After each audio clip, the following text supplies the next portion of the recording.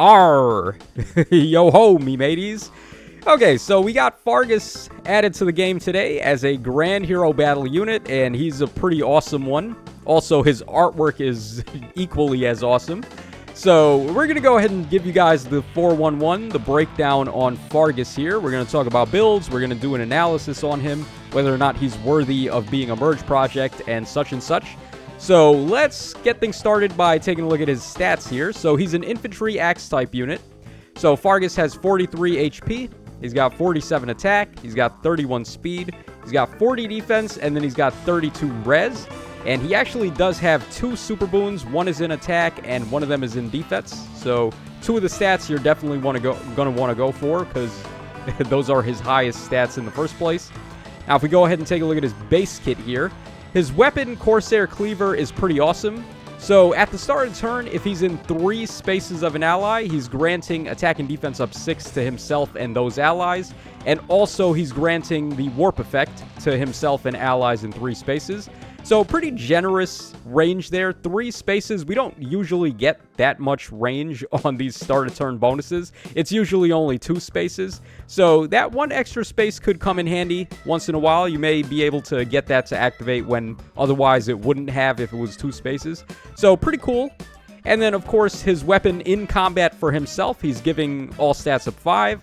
He's also got a guaranteed follow-up attack, and then he's getting tempo as well. So the secretly clutch effect that's been really good, but very hard to obtain up until now. So having tempo built in is going to enable a lot of really interesting builds on this guy that we're going to take a look at in just a second. Also, his weapon has -1 special trigger, if I didn't mention that already. So that already gives his weapon enough effects to separate it from all the other inheritable axes. I don't really think you want to give him a different axe. Maybe the Wind Tribe Club from Fuga would be an option. And that would be if you're running Gambit 4 and you want to go for like maximum 5-hit special with Gambit 4 instead of having -1 special trigger. But for the most part, you just want to run his perf weapon, so that is good.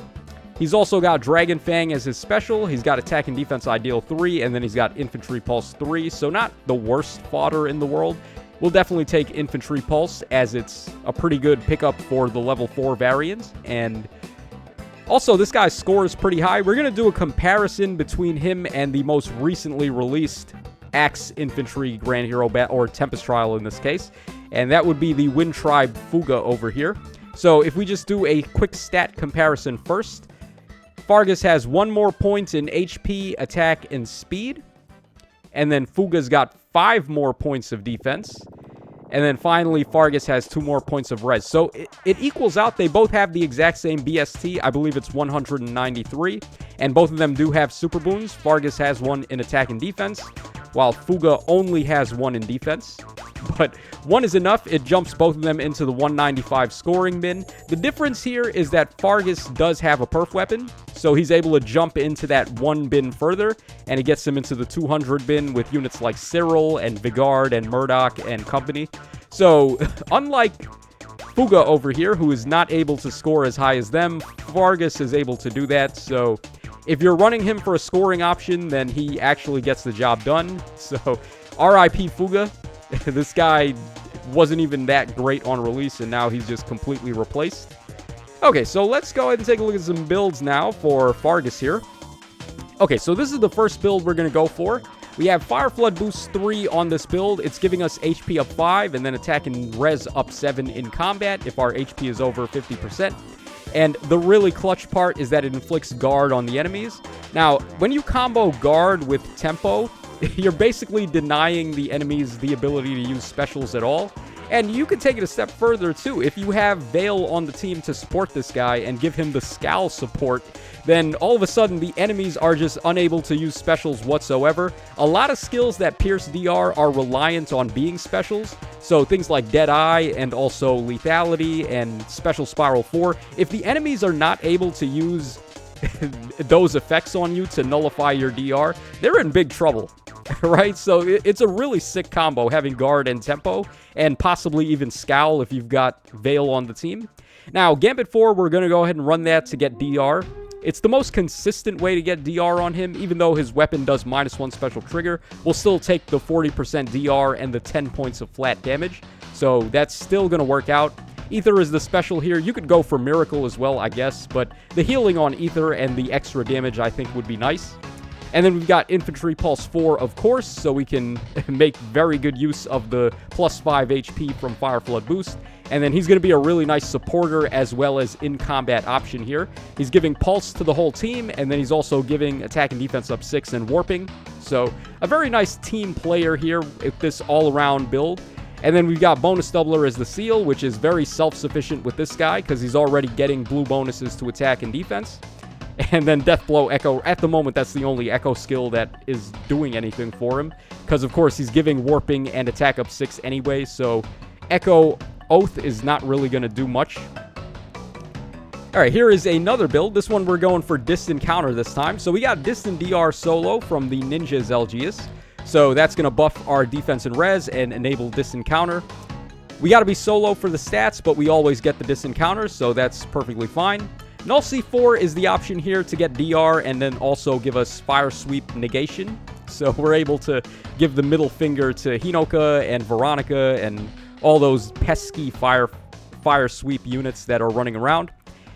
You could also do something different. I have Null C4 and Guard 3 on this build. Guard 3, the seal, yeah, it's way late for us to have gotten that, but when you're comboing Guard with Tempo, as I mentioned earlier, it's really powerful. And then we also have Pledge on this build too, so he's getting acceleration and getting guard on the enemies. And with Tempo, the enemies are just like locked out of using specials, while he is using his specials on a whim. So it's a pretty sick combo having all these skills on him. The other way to do it would be to run Guard 4 as the B skill, and then give him Bonus Doubler as the Sacred Seal. You get a little bit more stats out of that, but then you're not able to counterattack everything. So I think in this particular case, having Null C4 does edge out, because you do want to have the counter to Fire Sweep, and also Dazzling Staff with this guy.